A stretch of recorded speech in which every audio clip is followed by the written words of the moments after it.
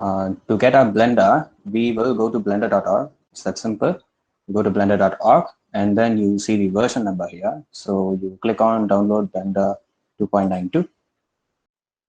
Once you do it, you will be asked which version you want to play with. We will be downloading 2.92 as well. So 2.92. And then your download should simply start with a compliment on screen.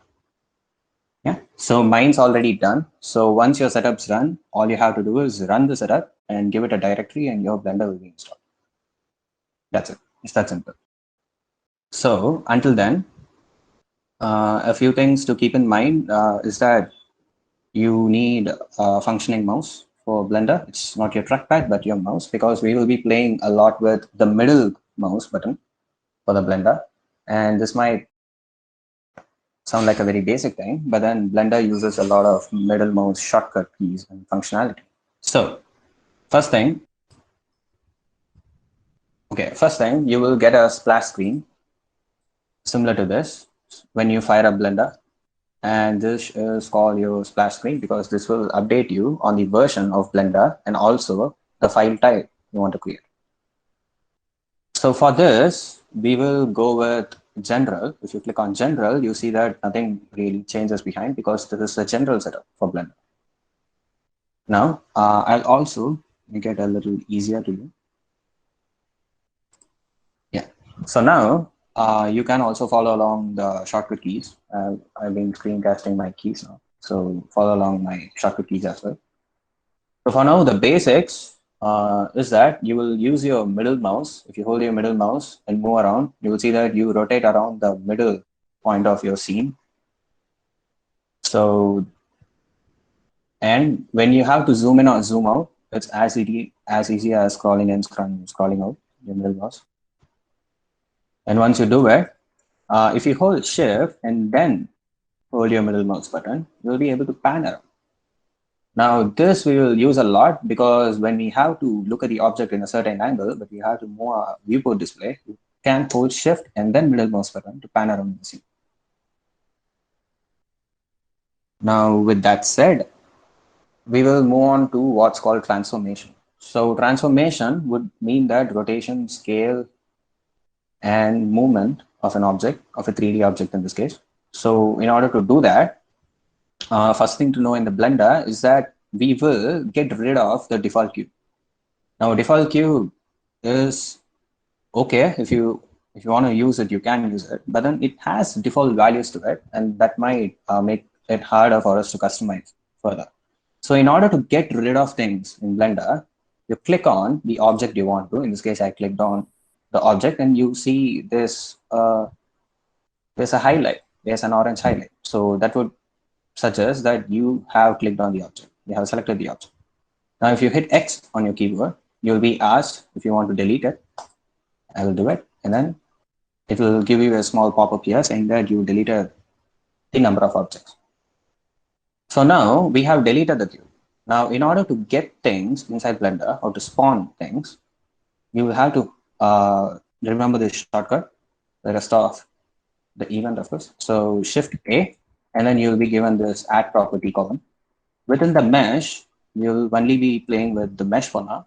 Within the mesh, if you get to have a lot of shapes here, including a monkey in Blender. So you can go select the cube for now, and you have the cube.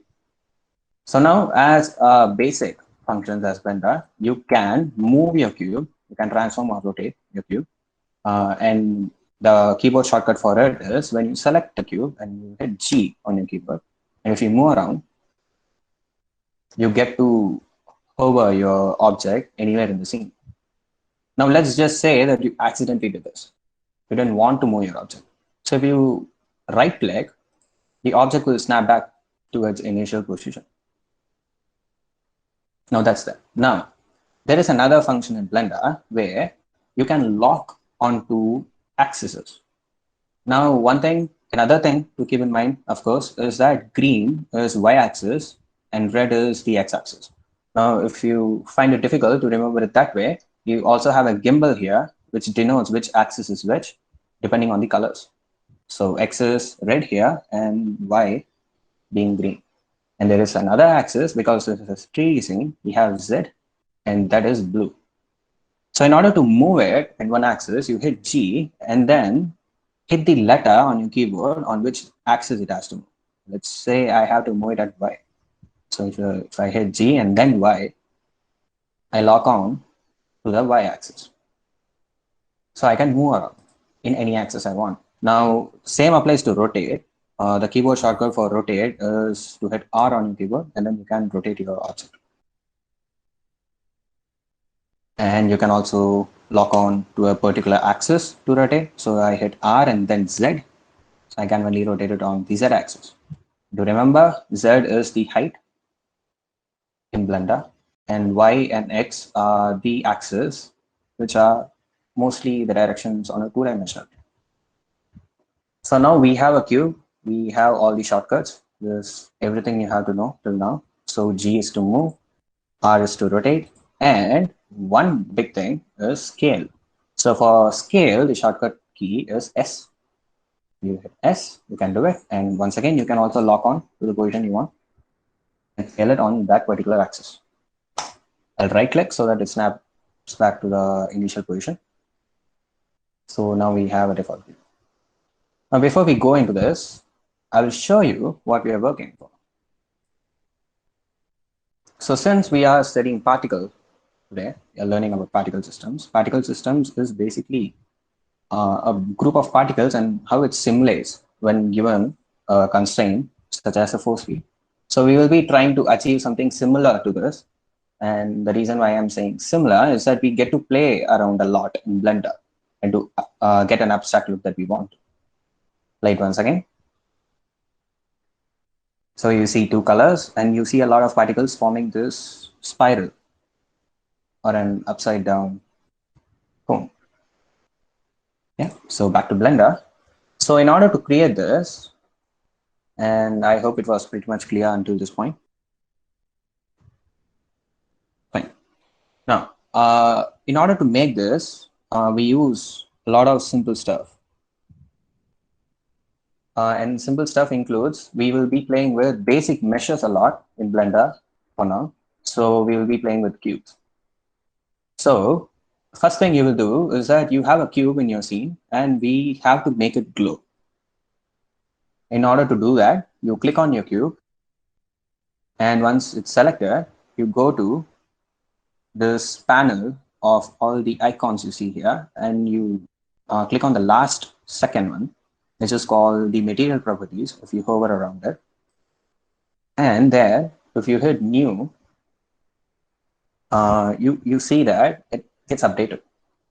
Now, in order to change colors, you will have to add the materials. And when I hover around here, you see that it says material properties, which suggests that everything that controls the form and appearance of a mesh, be it a cube, be it a sphere, or whatever objects you have in your scene, is controlled in the materials, but only the appearances, not the form, not the form absolutely, but only the appearance.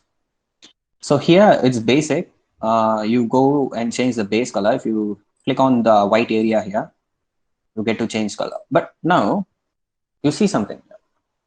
It says the object is red in color now. The base color of the object is red in color, but then you don't see it being applied to the 3D scene itself. Now, the reason why this happens is because you are not on the right viewport display. And viewport is something where you look at your 3D scene. It's bounded by these boxes.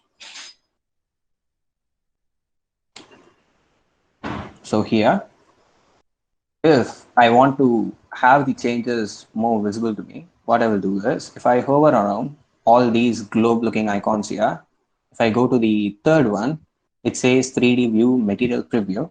The second one says solid and the last one says render. We will play with the material preview for now. I do that. Once I click there, you are now in the material preview and you are able to see whatever changes you do here. It's that simple. But for now, we will go with the white here. I'll tell you why in a bit. So now, once we are in the material properties, if you scroll down here, you get to see something called emission. And now it's a black box here. Once you click on the black box, you can change colors here. And you only get to see a very subtle change there. Now that is because your objects even without you actually observing it, is glowing. It's emitting light. And something that emits light doesn't have a lot of color, meaning that the more intensity the object will emit at, the less you can see its color. So when you select a color, now our objective is to create two cubes with two different materials. Now once I will have a warm color for the first cube and a very cooler color for the second cube. So for this, I will go choose a warm color such as a orange or a mustard. Now once that's done, you don't actually see it glowing, right? So in order to have it glowing, there is something called emission strength right below the color. If you up the scale here, you see that your object's kind of glowing, but it's also losing a lot of color. So I would prefer you to stick between 30 to 40 for this particular tutorial because our effect is much achieved within this range itself, below the 40. You can play around with it if you want to. So I would keep it at somewhere around 35. But still, it's not really glowing.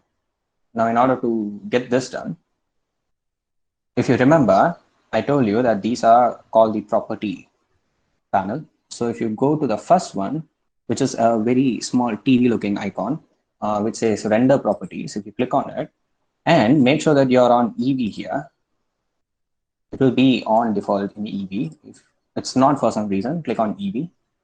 If you press on bloom, you get this effect. Pretty cool, right? Now what this does is it puts a radial blur around the object that's either emitting or reflecting light. So you get this nice glow. Now this glow is called a bloom. So we can move around to see it now very clearly. So I am good with this. Now it looks good.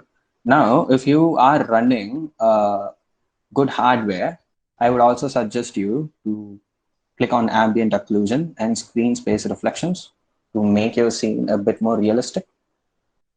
But now, before going on to the second cube and doing the exact same thing, I will have to tell you something important, which is saving your Blender file. Now, this might sound very basic, but Blender, if you give it the further steps we take, we will be giving it more challenging properties such as particles and stuff.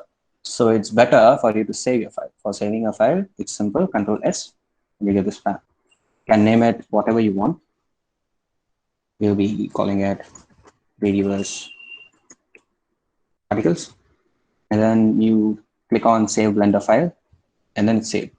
Now, each time something happens here, you also get a pop-up window to denote you if whatever you did has been applied to the Blender file. So now, after each step we take, we would hit Control S multiple times to make sure that you create a restoration point if something goes wrong. Which let's have a backup anyways. So you click on Control S. Now we have a cube which is warm in color. We also need another cube which is cooler in color. So for that, I will hit G on my keyboard and Y and then keep this away so that cube stays there. And now, like we did before, if I hit on Shift A, I can get another cube in my scene. And this cube is too blank because we didn't apply any materials like I told you before. So I go to the material properties here, click on it. It's the red looking globe, if you want to remember. And either I can hit on this plus icon or this. For this, we will use this add new material. When you click on it, you get this updated list. Now here, I will give it a cooler color. So we chose something like this. I will go to the opposite side, which complements it. So I will choose something similar to here. And then I will give it around a 3840. This looks fine, and make sure that you save it as well. So now it looks fine. You can go with any colors you want to. It's up to you though. So for now, we will keep it at a warm color and a cool color. So fine. We have two cubes here. I will go back to the file and play it back to see what we have done the next step. So yeah, we have two cubes, but we don't have enough cubes in the scene. So you don't have to worry to spawn those many cubes into the scene and do the same thing again. What you can do is we will create a particle system now. So in order to do it, we don't want this to be in a scene. It's disturbing, it's glowing. So for that, I will have to move these objects outside the scene so that I can focus on something. You can also go here and unhide or hide your objects in the scene. But for this, we will just move it apart. Now, before you do that, I would suggest you to name your cubes so that it's easier for you to detect it later on. So for this, I will call this a warm color, the color of the cube that we are given.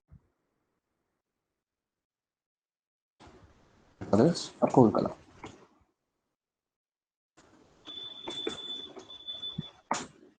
So we have a cooler color cube and a warm color cube. Now we have both cubes, it's emitting lights, it's blooming, which is good. Now I have to move these two. So in order to select multiple objects, you click on one and then hold shift while you're selecting the other. And if you hit G and Z, I can move it above the scene. So we can look at it if you want to, but we will focus on something else. So in order to create a particle system in Blender, it's quite easy. We will do it the same way we create a mesh. So shift A again, the mesh properties, you click on plane. Once you click on it, you get this two-dimensional plane, which is actually three-dimensional, but it doesn't have a much of a height here. So we get this plane. You can play with the scale if you want, but I will leave it at whatever dimension it is already. So for now, to add a particle system for this plane, I don't have to play with the materials because it doesn't matter. I'm not going to make changes to this plane in terms of appearance, but I'm going to add particles to it. So for that, back to the properties panel. If you hover around this angled icon, you see that it says particle properties. If you click on it, and if you click on the plus icon here, which says add particle system slot, and then you get this, right? So now, in order to check if you have added particles or not, if you press on the space bar, see that you see a bunch of spheres falling down from the plane, right?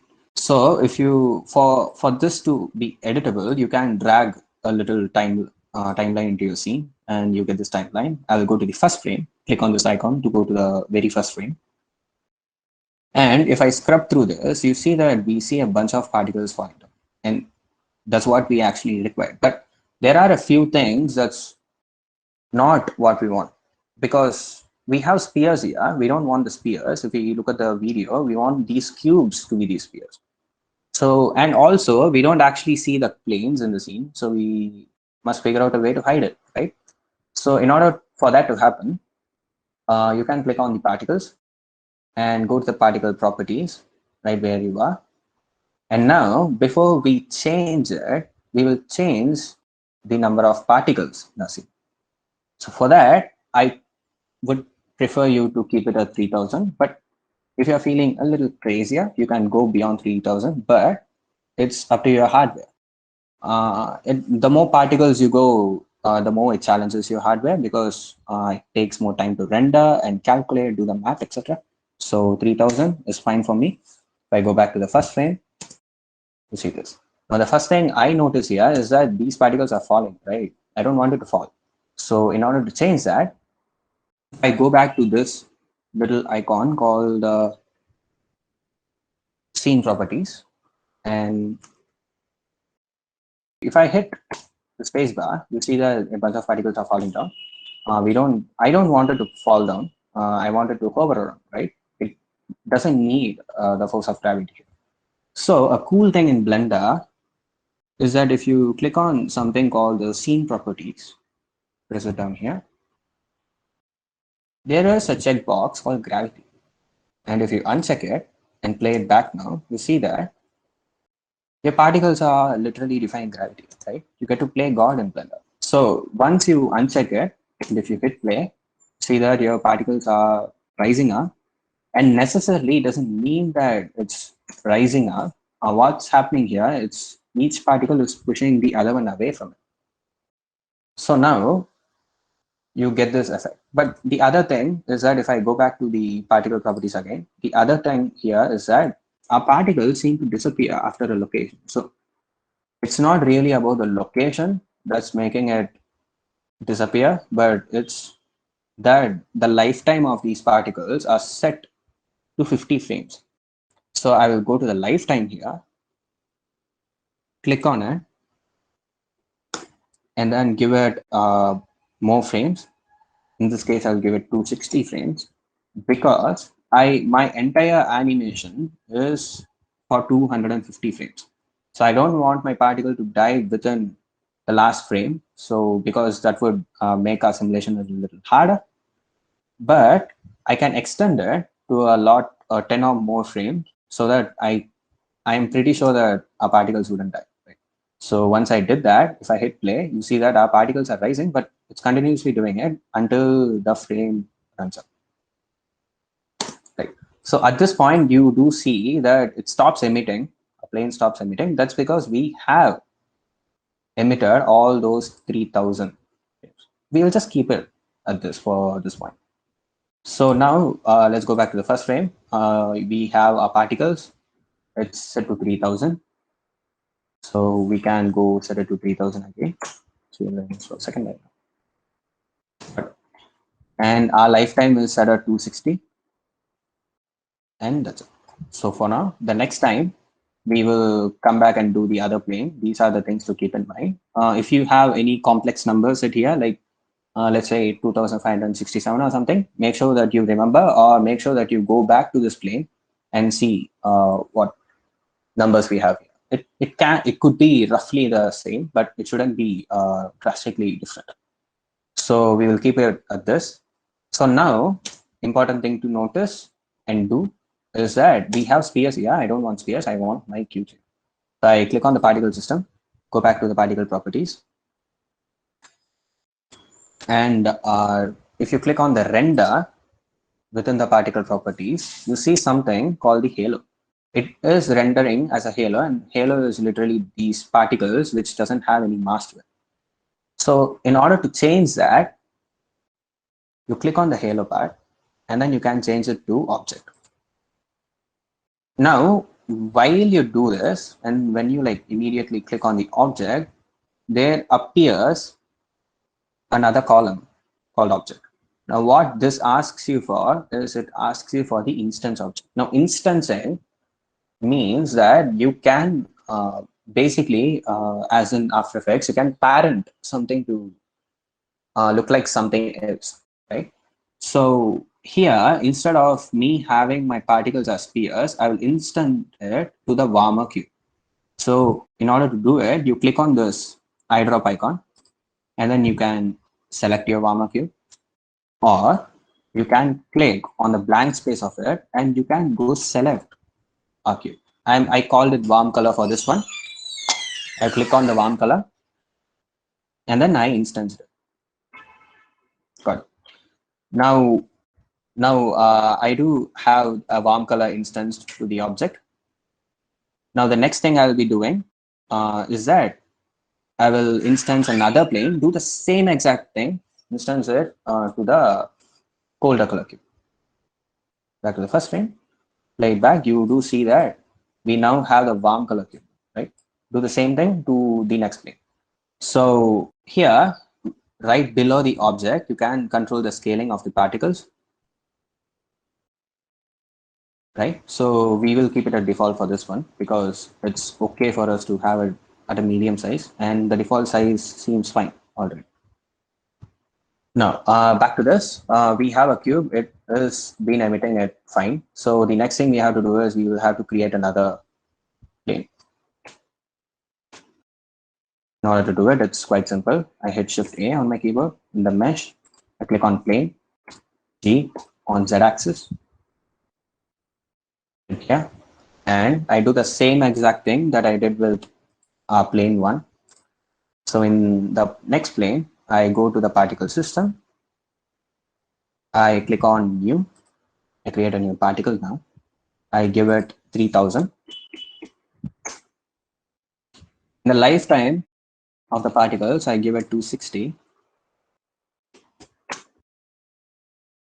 and make sure that it works out. Just play it back. If you scrub through your timeline, you will be able to do it faster, but I wouldn't really suggest you to do this because you might break the simulation at a point, so it wouldn't be that accurate, but for now it's fine. So it does work. So now we'll have to instance it. So instead of halo here, if you click on the object and instead of clicking on the warm color, I'll go choose the cool color cube.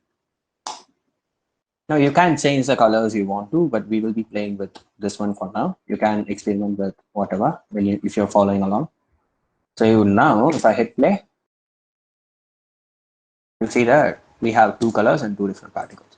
Now it's all fine, but these doesn't actually look, it only has a very basic directional transformation. So what I need is I need this to have an effect, like have a force field, go spin, do something else, right? It's very basic now. But before I do that, I'll make sure that I don't see these objects when I render, because I don't want these things. I just want to concentrate on this. And you will know exactly what I'm talking about in a minute. So let's assume this is your frame. If I hit on render and render image, see that you see these two cubes, right? But if I click on a cube, which is a warm color cube, go to this object properties here, and right here within the visibility, if I uncheck renders for both of these, go to render and render image, you see that you don't see the cube anymore, right? So that's because we unchecked its visibility in the render mode. So when you render your scene, you won't see a warm color and cool color cube here. We just have this for assumption or to instance it later. Just have it for reference for now. So now we can focus on what we are doing right now. So to get back to this, I will move my plane on the x-axis, and my basic idea is that I will rotate it, tilt it, and then so that it emits from left to right. So for this, I will hit on X, R, and then Y, because that's the green axis. I can either roughly have it here, or I can hit R and position it with numbers. Blender does take numbers. So if I hit on R, if I address its location or the axis, and then if I hit on 90 on the keyboard, Blender understands that to be 90 degrees. I don't want it, so we can do it that way, but I just would roughly assume a better angle for this. So I will just hit R, Y, then position it roughly. Do the same thing with the other one as well.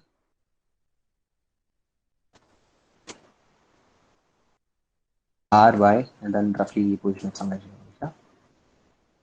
And done. If I hit play now, see something else, because each plane is emitting in different angles.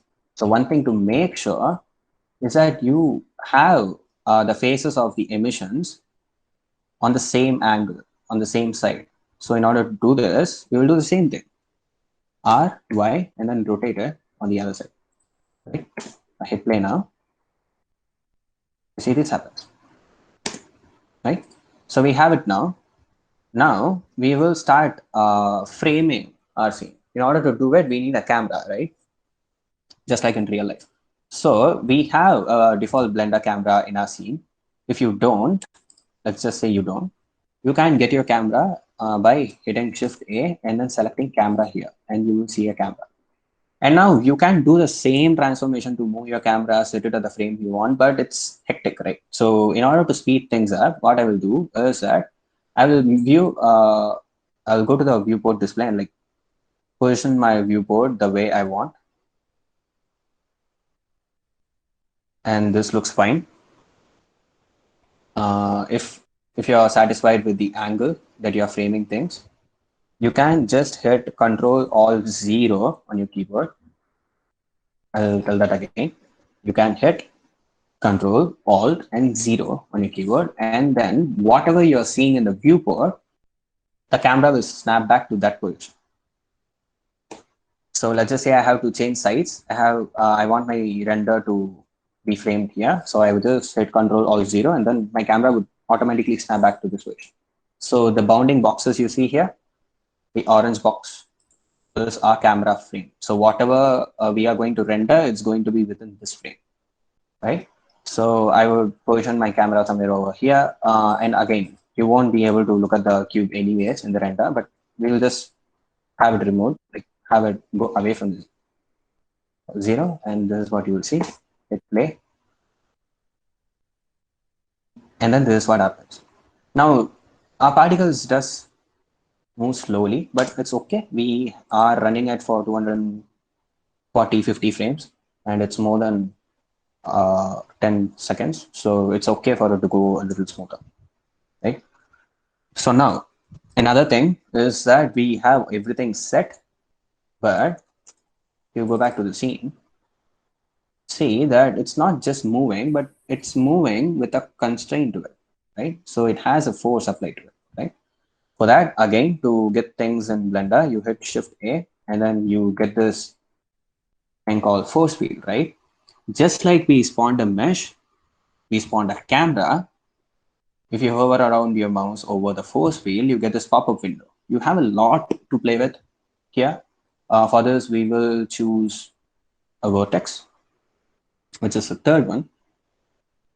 And once you do it, you see this cool little thing, which has a arrow pointing upwards mostly.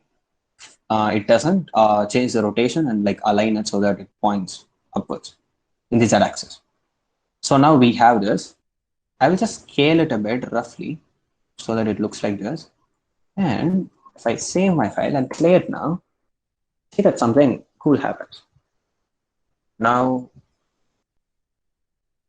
my particles are moving in circles, right? And it does that wherever vertex force field is. Now, a cool thing about this is that the force fields here are called effectors. And what it does is whatever particles or objects you give it to it, it applies its physics to that. So in order to change it, and everything in Blender is non-destructive, so you can change it anytime unless you have it merged. So in order to play with the effect of the force field, you can go to a property here called physics, right? It controls, as the name suggests, it controls the physics. Now if I click on it and I go here, I get something called the strength, right? If I change it a little bit, let's say to 5, and I play it back, you see that it's speeding up things, or it is dragging those particles into the vortex faster. And now I will keep it somewhere over 7, approximately. You don't have to play with exact numbers for this event. And now if I play it back, you see that it's doing its thing, which is quite cool already. But it's very basic because it's only going in circles and it's only on a single axis. It's not doing anything. And like we saw on the render, so now we have strength here. So I will increase my strength to 7. And there is a cool thing called inflow. If I click on inflow and then have a little, and it only goes to a certain level here. So if I change inflow a bit, then play, you see that each time it revolves around the vertex, it also goes closer to the center. So that's what it's doing right now. I will play it back so that you have a better idea now. I'll try to do some extent a bit. Play it now. You see, each time it rotates, it will actually go closer to the center. So that's inflow, but we will have a very subtle inflow so that we can actually look at the change a bit and it's not that abrupt. So I will keep it somewhere over 0.1 or 0.2, whatever. See that it's doing this thing properly now. Let's save it again, go back to the first thing. Now, if I hit Shift A within the force field, now, rather than selecting vertex, we will select the first one called force. Now, what this effector does, it's simple. And me explaining it, I'll just show it. So what it does is, if I bring it closer to my particles, start pushing away my particles. It's very subtle now, but if I change the strength of it, play it back, see that it's pushing away my particles, and it's doing it spirally because we already have an effector turned on. So we don't want it to push it away, right? Because our particles here are moving upwards, it's not going downwards. In order to correct it, force field literally pushes particle away. So in order to make particles get attracted to the force field, we will actually go the negative value here. So I will give it somewhere over -6. And if I play the simulation now, see that it's going upwards. Now, something to keep in mind is that we are, even though trying to recreate the effect, you can always play around with the values. It doesn't really matter what values you are. You will understand Blender with better, and mostly the particle system is one easy way for you to understand the physics. So if I increase the strength, increase meaning increase in the negative value, you see that it does it more smoother. So it does it more faster and smoother. Now there is something called flow here again. The more I increase it, the more you will see that it will get attracted to the center, right? That's where you see this happens. I will fix a certain things here, not fixing, but I'll try to like make stuff a little more easier for us to check. So I'll keep it at somewhere over here. And if I click on the bounded boxes, hit G on my keyboard, and then hit the middle mouse and try to zoom it up, you can see that we are zooming away in the scene. Right? Now if I go to the first frame and play it, now I could see a lot of particles already, but it's not really covering the part where it goes upwards, right? So for this, I will, when I'm inside camera view, and in order to do it, you'll have to hit 0 on your keyboard. Once you hit 0 on your keyboard, you can hit G and Z. You can position it so that it's more visible. And it's that simple. You can hit G, middle mouse, zoom it away so that you get to see a lot of particles, get to see the entirety of your scene. I will move this in the x-axis so that I don't have to look at the plane in my scene. And you see something like this happens. Now everything else depends on the two force fields that we have here. One's a vertex and the other one's a force field. So for the vertex, I will try to like have the inflow a bit more lower, the strength a bit more lower as well. And for the strength of the force, I'll also try to decrease it, and I will play it back. And you see that something like this happens. Now, other thing to keep in mind is that once you start playing with this, you'll get to know that there is a lot of values to play with here. Meaning there is gravitation, there is absorption and bin factor. I would not recommend you to play with anything else for this particular event. Like it's easy for you to play with, but it will definitely confuse you a bit especially if you're a beginner. So I will just play around with the values here. There is a cool little thing called noise amount. So what this does is, if I increase the noise amount, if I play it back now, it will add a subtle noise to the force being taken. It's not really that smooth. It will add a bit of a noise. Now, it's not necessary that you have to have a noise in your scene, but it would be better if we have a subtle value here. So I will have it at 1.2 and give it a little wind factor, play it back. And you see that our particles are not only moving on one axis, but it also is getting attracted to the vertex, which is making it spin closer to the center each time it rotates. And also we have a force right above the vertex, which is attracting all the particles. So the only thing the particle can do now is, once every time it rotates, it'll also move closer to the force field, getting attracted to it.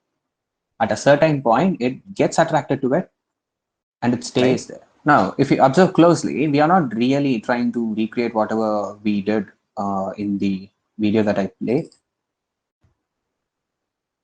Because for this to happen and a bit more complicated, it follows a very basic of this. All you have to do is play with the numbers here, play with all the values that you have here, and you will slowly know what everything means. Like if I change the noise amount of the force field or the vortex, you see that now it looks more like a firefly. Like it doesn't have a constant flow. It's not laminar enough. If I break this and play it back, you see that now it's flowing smooth. So a bit of noise is always good to add realism, something like this.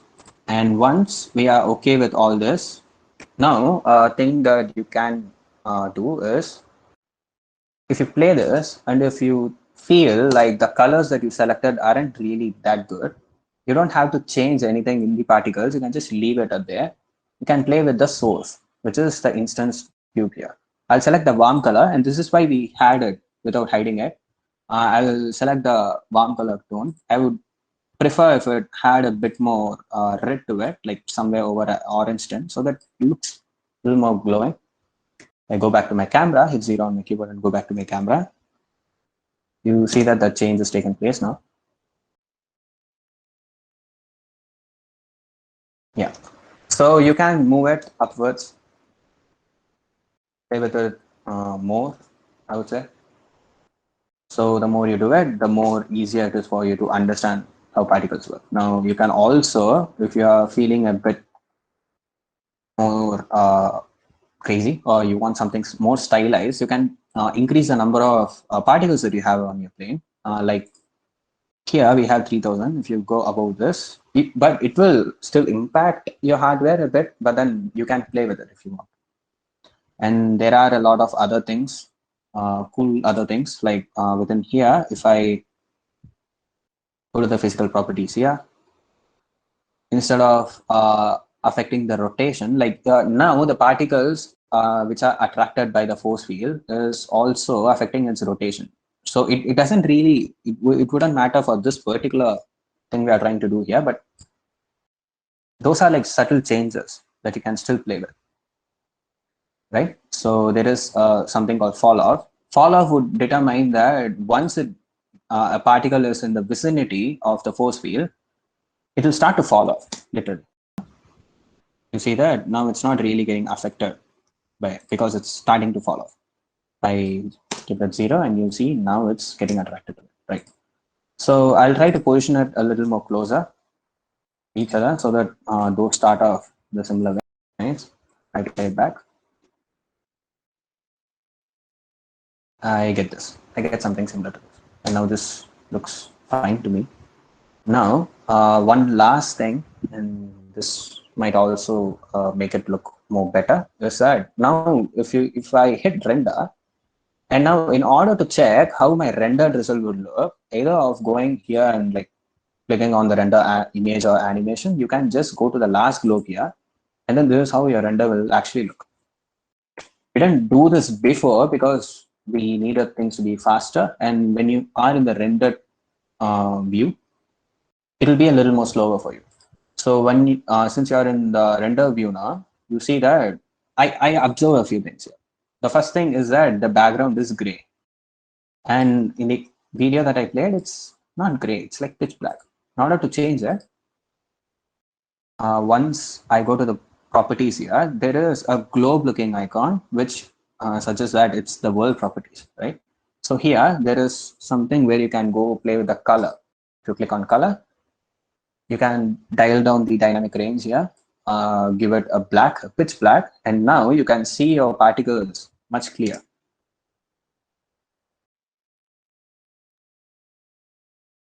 Yeah, so now with that being said, you can also play with your camera, like I said, change the angles. If you necessarily don't want view like such, you can also play with whatever you want to.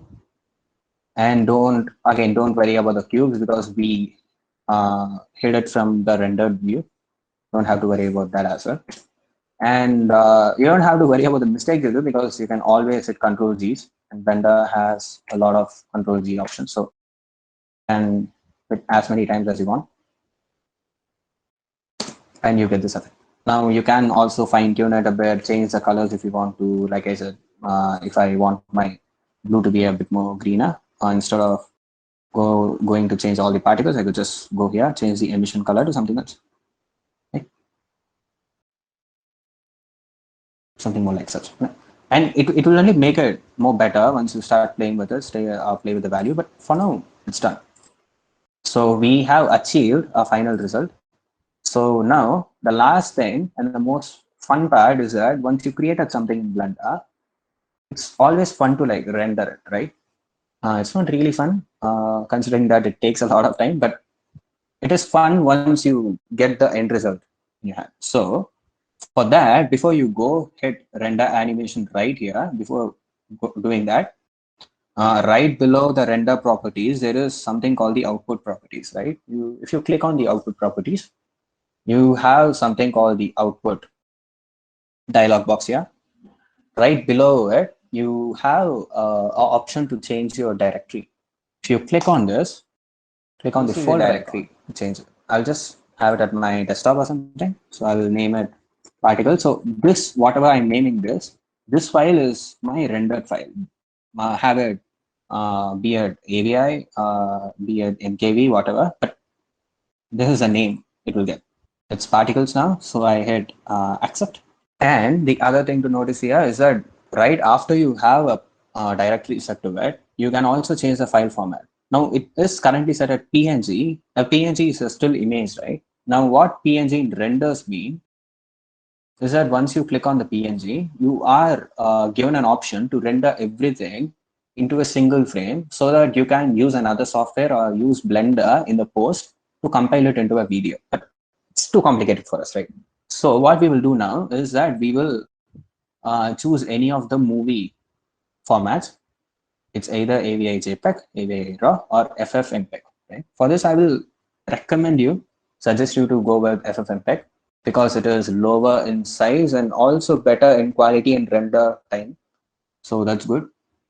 If you want a crazy detailed view of yours, you can have AVI RAW or AVI JPEG, but that will only result in a lot of storage. You have to compensate that in your hard disk. So a 10-second animation would also cost you about a gig or so. So you can keep it at FFmpeg. It will be lesser than 10 megabytes maybe. It's considerably very less. So I will keep it at FFmpeg. I chose my directory. Make sure that it's on RGB and not black and white. We don't want it. Within the encoding, if you're aware of it, if you have used Premiere Pro or After Effects, you can go change the containers here. So MPEG-4, AVI, QuickTime, etc. MPEG-4 would mean it's MP4. Matroska is basically a .mkv file. We will have it at that. And here within the video codecs, it says 2.264. Leave it at that. Medium quality, I would recommend you to have it at perceptually lossless, which would mean that each time something is rendered in the scene, it will perceptually look lossless, even though it's like adaptively making it easier for you to render.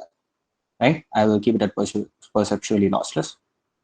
And now that's done. Like all our output is done. The only thing you have to do now is go to the renders and hit on render animation. Now, once you do it, your scene will start getting rendered. You'll have to wait a bit because render does take time. It's based on your hardware that you have. But once you hit on render, you'll see that each frame is rendered. Now, something that you suddenly observed is that it's not really rendering it properly, right? Now that is because if I play the animation here, you see that it's glitching out, right? Now this is something that happens when you are simulating something in Blender. You can always scrub through your timeline and then it will, the red bar down here, it's called the cache data. Now that will go away once you scrub it, but it's not really that reliable because if I play it again, you do see a little bit of jitter here. In order for that to not happen, what you can do is you can go here to select a plane and then go to your particle selection. And then there is something called the cache data. Once you click on the cache icon, it says cache step is 1, right? In order for you to like get rid of all the red blips here, you can just hit 0 there and hit enter. It will reset back to 1, but then you see that all the reds disappear. Now you can go render and hit animation there. Or before that, you can also hit on bake. And then what bake will do is, bake is literally like it sounds. What bake does is when you have something, like when you have something to play around with, Blender will make it easier for you to render by actually keeping it in the storage for you. So all these values, Blender will keep it baked. That's what it means, right? So I did this for the blue. I will do it for the second cube as well. So it has a cache step. I will clear it, 0, done. And now hit bake. Now it's done.